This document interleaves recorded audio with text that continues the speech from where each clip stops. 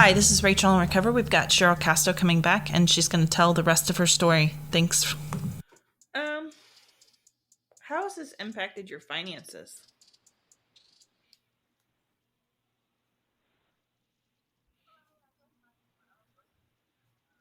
Um, well, I mean, I guess my own choices, being led astray at a young age and not choosing to have a career, not having support and saying, hey, you can go do this, or let me help you get into a technical school, or how about let's get that GED now that you're young, and you quit school, and like any kind of parental guidance, I just really did not have. Um, and neither was I looking for it at the age that I was. I was very rebellious and going through my stuff at that age. But so yeah, my Impacted your education was very much finances. affected by that. What was the question again? I'm sorry, I think I got off track. Definitely, if I would have made better choices, I would have made better choices. And my finances should definitely be a little better, I would think, at this age and stage of my life. Like I said, I'm 41.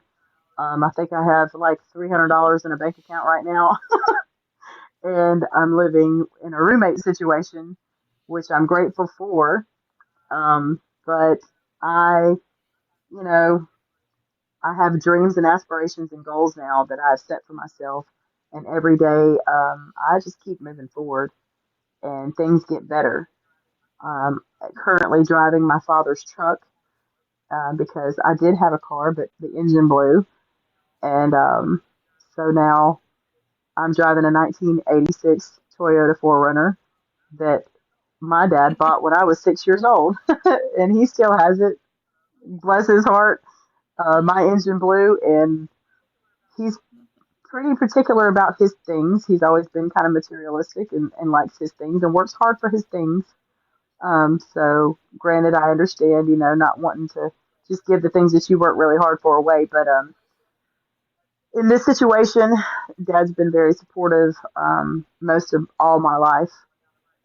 He saw that I was going down the right road and trying to do the right thing. Dad has always kind of been there. He's been pretty much my rock and somebody that I could depend on just to answer the phone, to vent to talk to, be that open door when I didn't have anywhere to go, to say, hey, I need $1,000 for whatever court fees or something, that was really life pressing.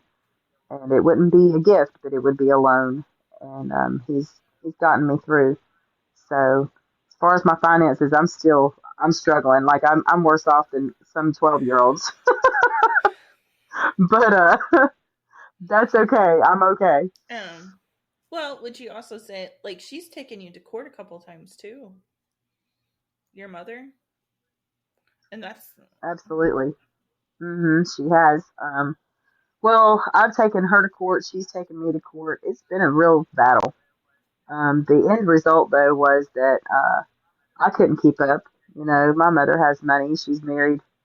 Uh, she divorced my father, married some man that worked in a great chemical company, which, he made really good money and had a good living, and left everything to her when he died. So she ended up pretty good on that. And she worked as well, so and then she ends up marrying another guy when he died, and that didn't work out. That was annulled. She doesn't like to talk about that though.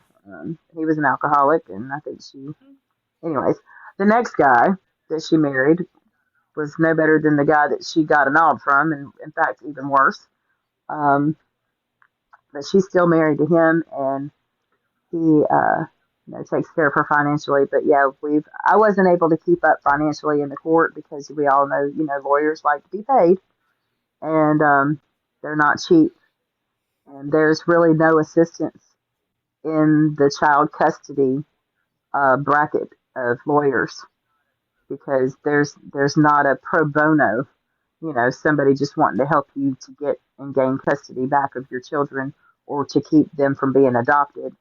That there's a certain, there's like low income programs and stuff for criminal defense lawyers and things like that. When you don't have enough money for a lawyer, you get one appointed for you and things like that. And and the system of the justice law, um, for criminal justice. But when it comes to family issues, there, you know, that doesn't happen. I looked and, I searched and I studied and I tried to find some financial help in this matter and never ever came up with enough. I did, however, fight her with the money that I did make, waiting tables. Every single dime that I had went to a lawyer, and every single dime I had just wasn't enough when it came down to it because I was basically strong armed right before it was a 3 year court battle trying to keep adoption from happening. And it just broke my heart because, he calls me and says, "Hey, you owe me $5,000, and I'm a new partner in this firm, and they're pressing me for the money that you owe me. What can you give me? I'm going to need you to give me I think I owed him eight actually, and he told me that he was going to need at least 5 grand, 5,000 before uh, he was going to show back up in a courtroom with me." Yeah. Yeah, and this was my children's lives that were on the line. So, granted, I still had the same job that I had when we started the whole mess 3 years prior, and my financial statement didn't look any different. He took my case on knowing how much money I made, and when it came to the end of it, I was strong armed for money that I didn't have, and then my children were adopted. I wasn't even notified of the day of court. Wow. Yeah, very, very hard to get How has through this that. impacted your parenting?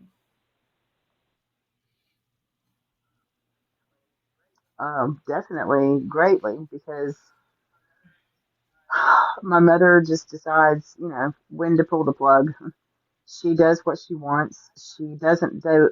I try to make schedules. I try to, be dependable. I try to show up. I try to say, hey, what's this? The best thing for the kids is for them to know when they're going to see their mother.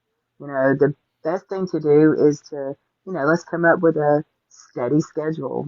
Scheduling is good. Let's do this. Let's make something, consistent in their life.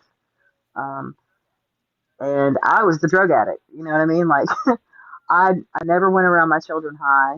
I did, struggle with some drug issues longer than I care to really admit, but I mean, I'm totally honest.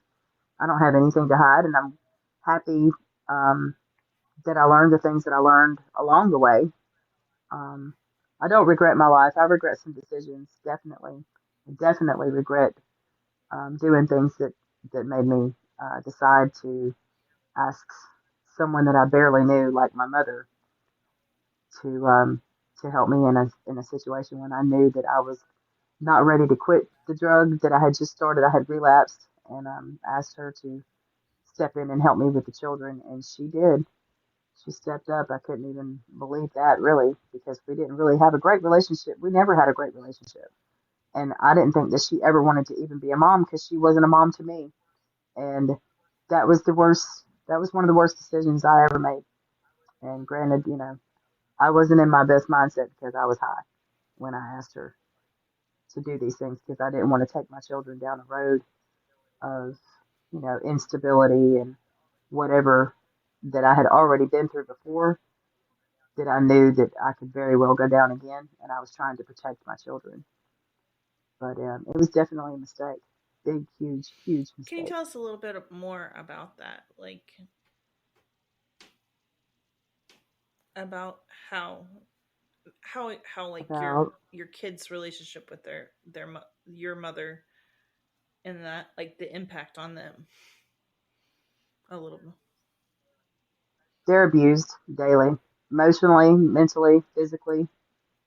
Um, it's very hard. It's very hard to know that my kids are in a bad situation because I don't have enough money to pull them out of it. My daughter has been molested by her husband, and that's a real hard pill to swallow. And my mother has been told, and she just refuses to um, to do anything about it. When I spoke with her about, I was trying to be really sympathetic and empathetic in her situation because I know that she didn't know. And when my daughter told me what had happened, I went to my mother with it, and she's at first she believed um, everything that she was hearing and felt bad about what had happened. And I was like trying to give her time to figure out what she needed to do about her marriage and whatever and whatnot, and how she was going to figure out what to do with her life being hit with the news like that. And then my answer was like, I don't know why I was surprised, and it just hurt. But I really wasn't shocked when she told me that she didn't have the finances to leave him. She chose the life.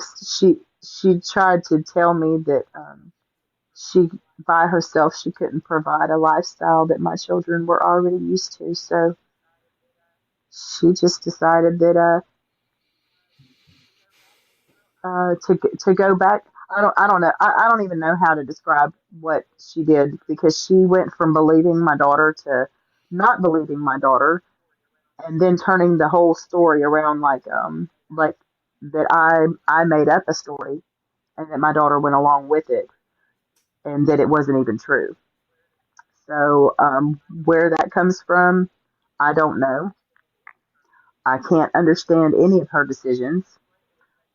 It has greatly affected me in the way that I view my mother because my mother for many years has always talked, she's very much talked bad about people and calling them perverts and um, trying to be overprotective of, anybody that might be looking at children in a harmful way.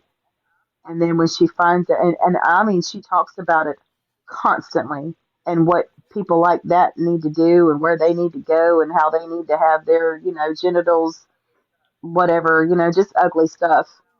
And she's like all about just the nastiness of, you know, for a lack of a better word, but perverts, what they need to be done with them. And then when she finds out that one is a predator is living under her own roof that happens to, you know, gave her a last name that's her husband, it's like she forgot everything about who she said she was. I found out my mother was the biggest hypocrite, was the epitome of sick. And I mean sick. That I knew she was sick, but I didn't know that she would just allow something as horrible as that to continue to happen and know about it and know what she was doing and continue to allow that man to be around my children after she found out what happened. And there are no words really. I don't know how to describe it without just um, I don't know. I don't know what to tell you, Rachel. That my mother is a very difficult person, and there's no rhyme or reason. You never really know what to expect with her, except for she's going to do it her way. She's going to make you feel like you have a problem and not her. And no one is going to stand in her way and tell her what to do or how to live her life. And as long as she has enough money to back it up, she hasn't been done wrong. She hasn't been proven wrong yet. And I don't have any family support and no one that really cares about what's going on in that house. And I've been trying and I've been trying and I've been trying and I've been fighting and I've been researching and I've been doing work and I've been going to classes and I've been getting certificates and I've been paying for courses and I've been doing everything on my end that I could possibly do to try to get my children some help and no one is listening. That's frustrating and heartbreaking all Yeah. at the same time. very hard to deal with. Like I said, I keep joy in my heart because of Jesus Christ. He's what makes me get through this. He helps me. He gives me hope, and I still have hope in my heart that I am going to get up enough money to overturn this adoption. Like that's it's going to happen. I have faith. I have strong, firm faith in God, knowing that the God that I serve knows that what's going on under that roof is wrong. It's not okay. It's not just the sexual abuse. It is every day. It's mental. It's physical. It's um, it's just a lot. And I just want someone to hear my story to help my children. And I'm I'm just doing everything I can every day. I just started a parenting class yesterday. Electively, I'm taking all these classes and courses and whatnot because that's what I can do. I'm working three jobs right now and trying to take these classes. I go to recovery meetings twice a week, to keep my sobriety.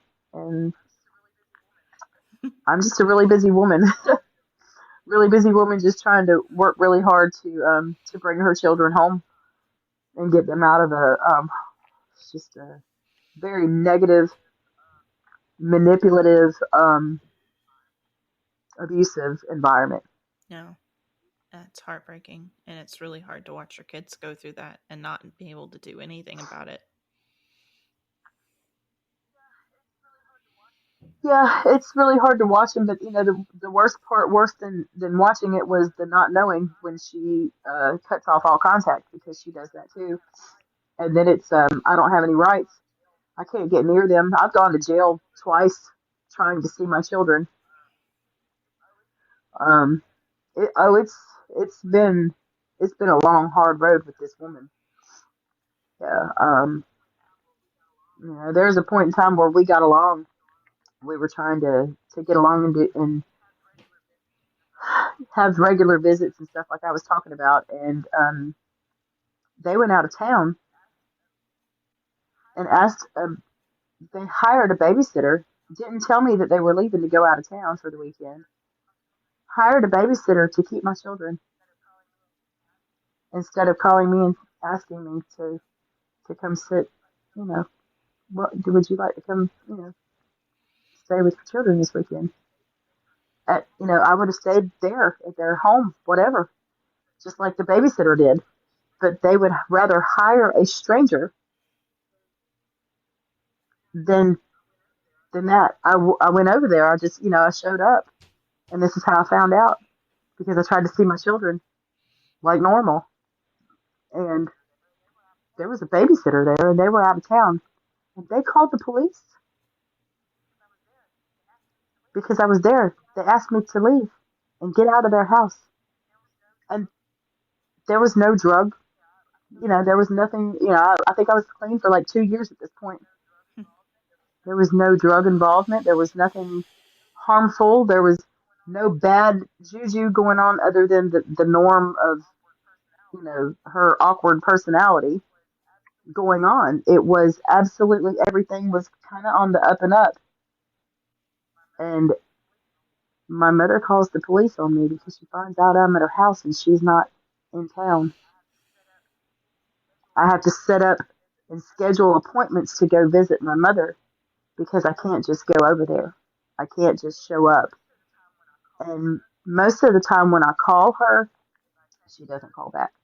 If I text her, and that's the biggest thing was I cannot call her house. Haven't Every number that I've ever had has been blocked.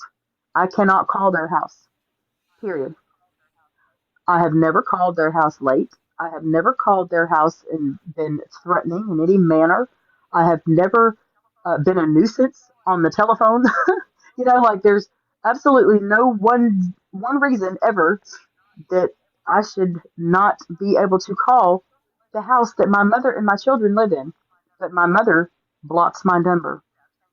And I've changed my numbers a few times over the years. Every number that I get has it goes. I mean, the first thing she does is block it from calling her house. I have to reach her by her cell phone, which she does not keep on her, which it might be 2 or 3 days before she checks it. And there's no constant communication. Do you None. think she disassociates? Absolutely. Like, because will you like have these kind of conversations and then confront her about it, and then she like, oh, that never happened, or uh, Yes, and she makes things up. Yes, she's very delusional in her own things that happen in her mind are not. I mean, I don't even know where she gets the stuff from. You know, she'll tell me that I said things that I've never said, nor are not even of my character, much less something that would ever come out of my mouth. Um, and just yes, she's very she's delusional. I don't know where she gets some of the things that she says. Conversations that we've had are like a way that she interpreted, you know, and misreads conversations or um, uh, like moments. I don't know. yeah. What advice would you give children of borderline parents?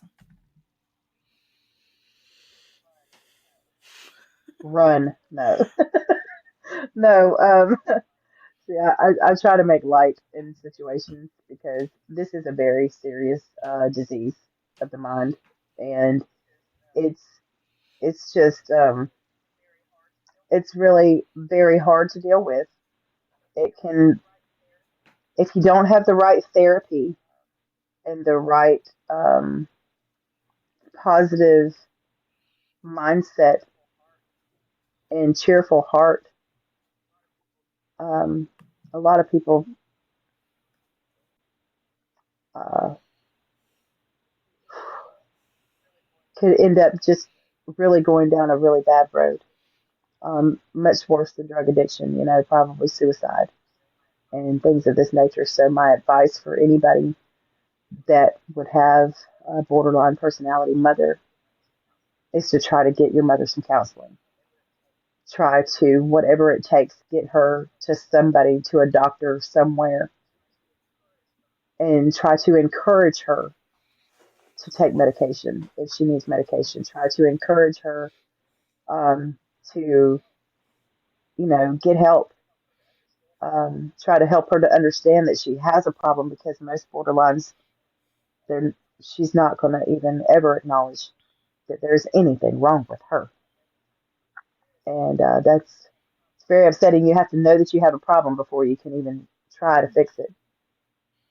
Um, so my advice to anybody dealing with this is, you know, find yourself some good doctors and watch how you word things because your words mean everything, especially to a borderline. Um, you have to kind of tiptoe and sugarcoat things a lot of times when you really just don't feel like it, when you really don't want to, because they're really not nice with their words most of the time. But you can't fight that fire with fire. You have to fight that fire with some water or salt or whatever kind of fire it is, you know. You have to extinguish it somehow and you have to be the bigger person. You have to absolutely eat your own pride, you know, and pride's never good to have. So you just, whatever you have in you um, that can be nice and understanding and calm and soothing and loving, love with all your heart. It's the only way I've made it through. Last question: how has this impacted your faith?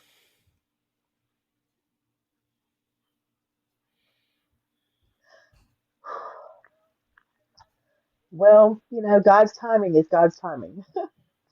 I have always wanted to believe in something. I searched for something to believe in my whole life. My parents, neither one of them were believers. They say they were, but nothing that they ever did or taught or their. I didn't go. We didn't go to church. We didn't speak of church. We didn't pray in my house. There was nothing of God around what I grew up in.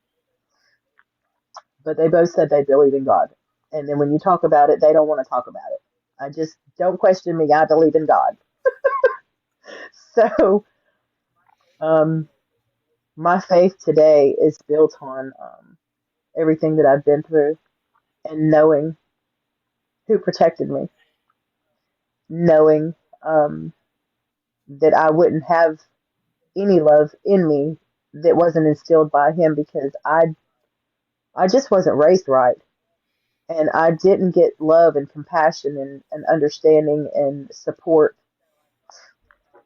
So I know that there was something else that was out there that was protecting me, that was loving me, that was guiding me, that was making me this person that was understanding and compassionate and loving because I did not have role models for that. And so my faith, had swayed most of the time, even though I wanted to believe in something. I just couldn't if I couldn't touch it. If I couldn't see it, if it wasn't, proven facts, you know, something I could put my hands on, it was just very hard for me to believe until one day. I can't explain it.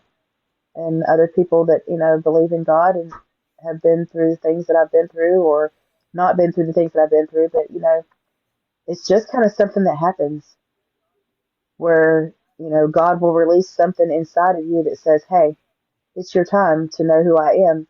And He won't let up. And He just came into my life in such a major way and taught me so many things through the Word in the Bible. And I just stand on it. I stand on a solid, firm foundation um, of God. And I know that He's real. And I know what He does for me. And I know what He's always done for everyone. And I just thank God every day for Jesus' sacrifice and His life and His death and His resurrection that was just proven beyond everything of, the greatest love of all. And we all want to be loved. And He was the perfect example of love. And I just say, hold on, hold on. And there is God, and God is real. And you can't tell me He's not.